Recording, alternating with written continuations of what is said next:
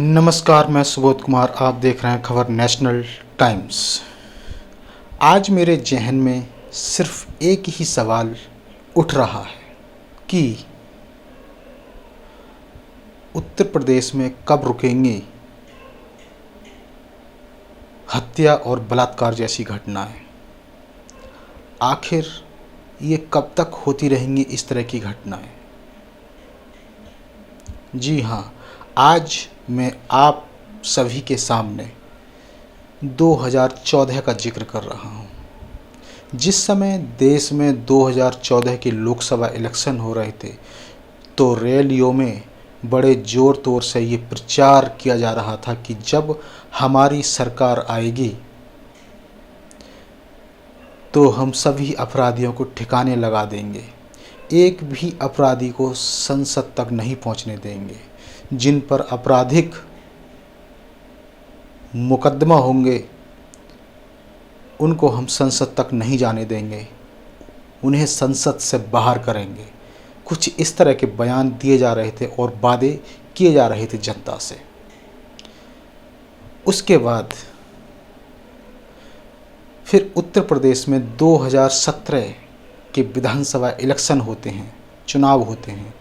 उन चुनावों में भी रैलियों में बड़े ज़ोर तोर से प्रचार प्रसार किया जा रहा था कि जब हमारी डबल इंजन की सरकार आएगी तो हम उत्तर प्रदेश को उत्तम प्रदेश बनाएंगे और बहन बेटियां सुरक्षित रहेंगी, लड़कियां कहीं भी अकेले बाहर आ और जा सकेंगी। लेकिन क्या आज के दौर में वो वादे पूरे हुए? क्या ऐसा है आज के दौर में? साथ ही उस समय एक नारा दिया गया कि बेटी बचाओ और बेटी पढ़ाओ। फिर आज क्यों ऐसी घटनाएं एक के बाद एक घटना सामने आ रही हैं? सबसे पहले मैं जिक्र कर रहा हूं उन्नाव की घटना की। उन्नाव की घटना में पीड़िता के साथ यौन शोषण किया गया। लगातार उसके साथ यौन शोषण किया जा रहा था, लेकिन जब उसने आवाज़ उठाने की कोशिश की तो पीड़िता के ही परिवार को तबाह कर दिया। उसके बाप और भाई को मौत के घाट उतार दिया और प्रशासन आरोपी को संरक्षण दे रहा था, उसे बचाने की कोशिश कर रहा था। केस को लगातार दबाने की कोशिश की जा रही थी, लेकिन जब इसकी चर्चा चारों तरफ होने लगी तब उस विधायक पर कार्रवाई की गई। इसके बाद हाथरस की घटना सामने आती है। हाथरस में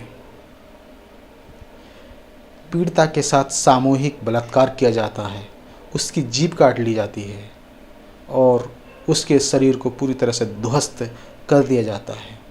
बाद में उसे दिल्ली के एक अस्पताल में भर्ती किया जाता है। वहाँ वो पीड़िता अपना दम तोड़ देती है।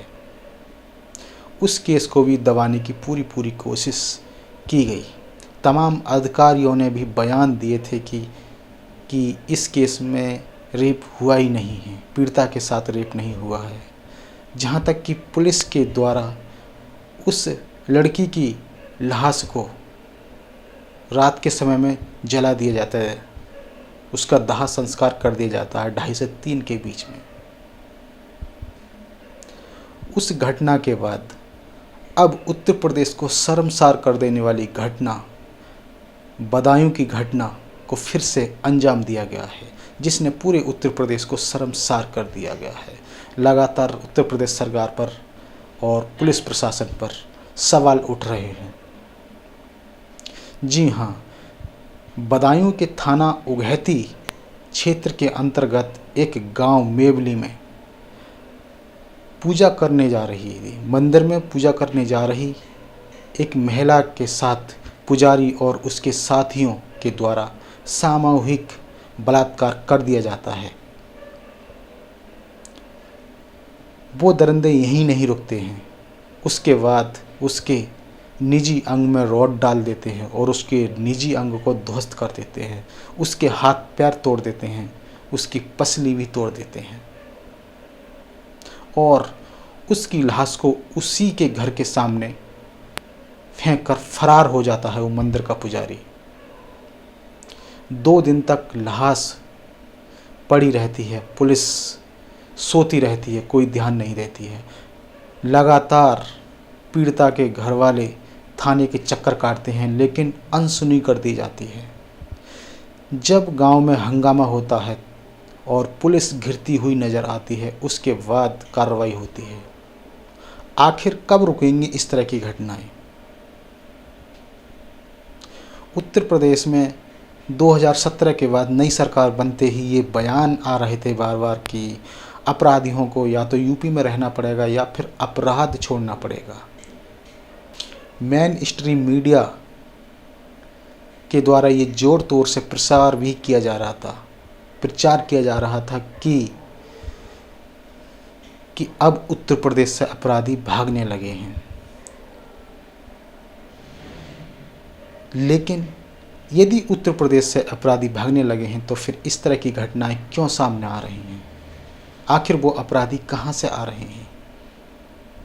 इस तरह के सवाल उठते रहेंगे। तो मैं सुबोध कुमार, खबर नेशनल टाइम्स, नई वीडियो के साथ फिर उपस्थित होऊंगा। तब तक के लिए नमस्कार।